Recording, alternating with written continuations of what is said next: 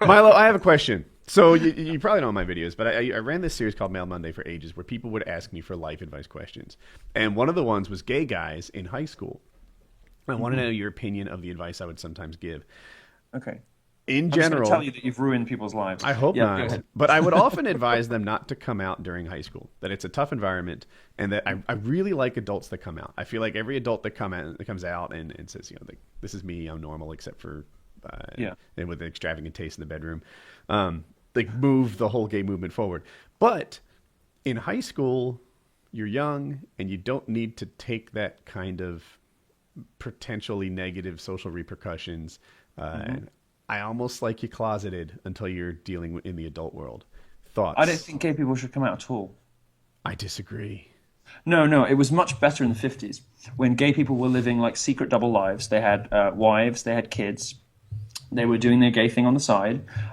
Society wasn't missing out on that 2 to 5% of the population, because we're all so much smarter than you. We're like a standard deviation cleverer than you. Like gay people are like a master race. I don't know. That is a time when they viewed homosexuality as a mental disease, and some of those guys were getting what do they call it when they remove a bit of your brain? Lobotomies.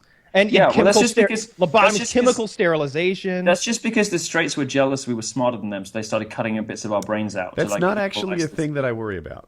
I can't tell your beliefs go from your beliefs to just satire. Like, it's just, what? No, there's a seamless transition. Very clearly gay guy going, you know what, 50s in the USA, way better. I would have loved to have been, strung up next to the black guy. Look, I very sincerely believe that the best thing for society generally would be if gay people kept breeding, and they're not breeding anymore, because we're really smart, and IQ is like 60 to 80% heritable. IQ, not a great measure of everything, blah blah blah, but it's the thing we need in a globalized information economy. It's what makes great mathematicians, physicists, chess players, you name it.